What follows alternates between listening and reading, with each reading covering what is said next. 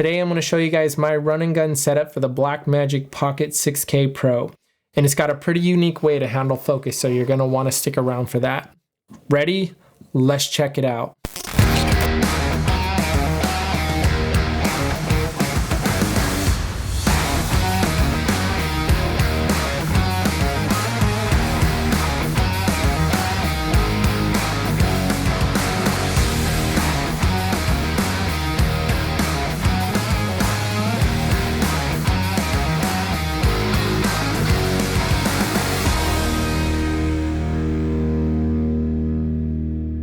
The first thing that we're obviously going to start off with is the camera. Now there's a couple things that I did to get the camera ready for this setup. First, I removed all the port covers, which was pretty simple just because I don't like having them in the way. And then also I removed the battery compartment door, which is pretty easy to do too. There's a little lever to remove it, but I didn't want that having the potential of getting broken off because I use a dummy battery. So the next thing that we're going to do is we're going to install the cage. Now I went with the Tilta tactical gray cage for several reasons. For one, I really like the way that it looks, but it's also very sturdy, and a couple important reasons is, for one, this rosette here on the side. This is critical for my follow focus system, which we'll get to later. But then also the cable management on this cage is probably the best that I've seen out of most cages, and I really like the way it handles the cable management system, which we'll get to in just a minute. But let's go ahead and install the cage. Now with the Pocket 6K Pro, it's best to start with this top bolt here, because once you get that on, it makes it much easier to get the bottom lined up. And it also comes with this really cool tool here on the bottom that just magnetically clips on there, so that way you can install this easily and take it off when you need to. All right, now that's in there, very sturdy. There's no movement in this cage at all, which is really good. So the next thing that we're going to install is the top handle. I love the quick release on this top handle. It's very easy to get it in there and take it off. Now I also have one of Condor Blue's quick releases on here. This is for my external monitor. I use the BlackMagic View Assist 7-inch, the 12G, but I'm using that to film with now, so I may not be putting it on here for this video. I don't know, we'll see. But so we got the top handle on there. Now we'll get into the cable management side of things. So again, the cable management side is one of the best parts, I think, of this cage. So it comes with this 90-degree for the HDMI port, and then it comes with this 90-degree for the USB-C port, which I use external SSDs. I use these Samsung T5s. Now, if you order the kit for this, it usually comes with the one for the T7s. But I use the T5s. I just have a bunch of these, and so I ordered all these pieces individually. But what's really cool about this cable management system is these cables just plug right into the side and then screw into the cage. Now this is a very important feature to me for several reasons. For one, I don't have to worry about accidentally knocking the cable and losing connection, or you know, having it stop writing to the SSD in the middle of recording or something like that. But then for two, I also don't have to worry about putting excessive wear on the ports by constantly plugging things in and out, or movement from the cables and things. I'm going to be using these as my connections, so if these get worn, these are easy to replace. But then they're also just very solid connections. And so the Samsung T5, it just screws right up here on the top. Now you can put this all kinds of different places, but you'll see my setup here in just a minute. So I mount it right here underneath the handle. It's very clean and out of the way. Very nice minimal setup. Now I think the next thing that we'll do is we'll go for the base plate. So I'm using the Condor Blue quick release base plate. It's got the Manfrotto 501 plate on here. I also use this for my S1 cinema rig, which you can check that video out as well. But I use these Manfrotto plates for everything, so that's why I like this quick release base plate. It just helps me to tear my rig down and move to a tripod or something like that very easily. I also have another 501 plate at the bottom of this, and so I'll just mount this quick release plate to the bottom of the camera. Then I can just go ahead and clip it in there just like that, lock it down, and then that's very sturdy. Now I'm using these 12-inch small rig carbon fiber 15 millimeter rails. And this is what I'm going to use to mount my follow focus. And so they're pretty easy to install, and then it just has this little lever here on the side to lock it down, and that's it. They're locked in there. And so now we'll go ahead and mount the lens. For the lens, I'm using this 15 millimeter IRIX T2.6 cinema lens. This is a really good solid lens. I'll probably be doing a full review on this lens as well as others in the lineup as well. I really like this setup, and I really like this mount here at the bottom, the foot with 1/4-20s in it, because that's how I will support the lens on this setup. But we'll go ahead and mount the lens.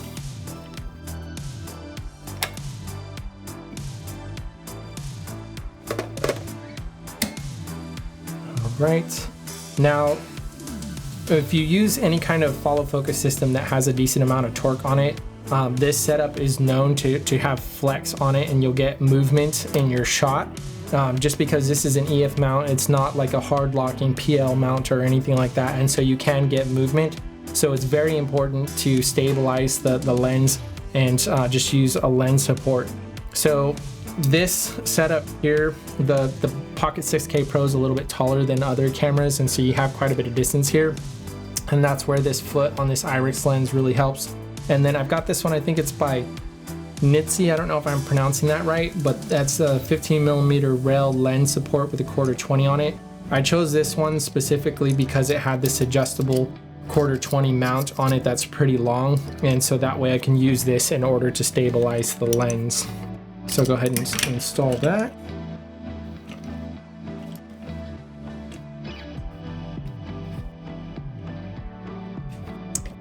And then once I got it on there, lock this down. And so that's gonna cut that flex down. So because I'm gonna be using the Tilta Nucleus M follow focus system, which has quite a bit of torque. And so prior to getting this, I would get that lens movement. And so right away, I just got that lens support to stop that. Now this whole system is very, very stable.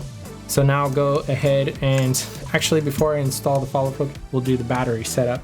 So for the battery setup, I'm using this Core Edge SWX power base system. Now, a lot of people will mount these either on the very bottom of the camera, which just makes it even taller, or they'll mount it up here on the top where I have the SSD drive. So what I do is I actually mount it over here on the side. It makes it a little bit difficult to get to the buttons. I mean, it's not super bad, but you know, I do have to fish around for the buttons a little bit, but I think it's much better and cleaner this way, because I can just take the battery and plop it right up there. I can easily see the screen to see how much power I have left.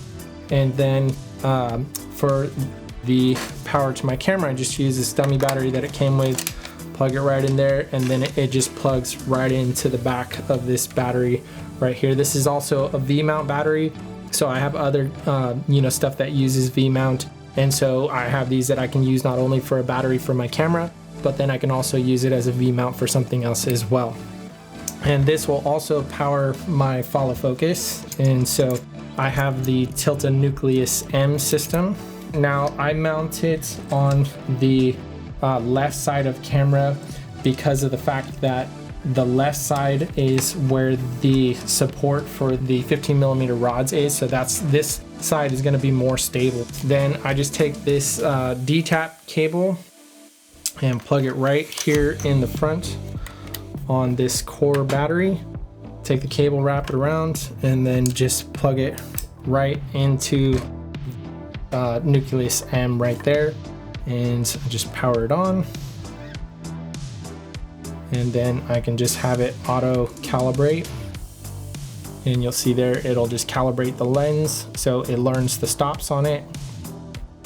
Tilta does make a side handle with the follow focus controls, several different models actually that fit some of these cages, but they mainly work with the Tilta Nucleus Nano motor, which I wanted to use the Tilta Nucleus M because I use cinema lenses that require a bit more torque. So what I did was I actually went with one of the handle grips. This is actually the left handle grip, which has the focus controls on it. And what's really cool about this is that it's completely wireless and it runs off of two 18650 batteries. So the battery time on this is really good. It'll last a long time. And if I want to, I can hand this off to a First AC or something like that to where they can pull focus and be completely wireless. But it also gives me control for these run and gun situations. And so what I came up with, which is why this rosette was so critical on this cage, because there is no way to mount this, at least not that I could find, you know, something that I could buy to be able to make this fit. But what I did come up with was this 90-degree rosette. I forgot who makes this. I just found it on Amazon. But I just took off one of the rosettes and left one for the cage, and it just mounts on here with this 1/4-20. Now you could, you know, use another cage with just a regular 1/4-20 on the side, but this rosette keeps it from moving around because you don't want this stuff like starting to tilt and shift on you as you're working and it works its way loose. This, I just know it's going to be on there solid. And so I just grabbed this like 1/4-20 bolt from something else that I have, and it just goes right through here on the top. And you know, just turn it on just like that, and now I have full control over focus. So while I'm doing run and gun stuff, I can be able to control the lens and keep things in focus, or again hand it off to somebody else. And if I hand it off to somebody else, I can just simply pull this off, and then I have like one of these small rig side handles that just go right on this NATO rail here, lock it down, and now I've got just a regular traditional side handle. So very cool run and gun setup. I like it. I love this camera. I love the image that I'm getting out of it. I love the convenience of B-Raw because DaVinci Resolve is my editor of choice. I love to color in it, working straight off of SSDs and stuff like that.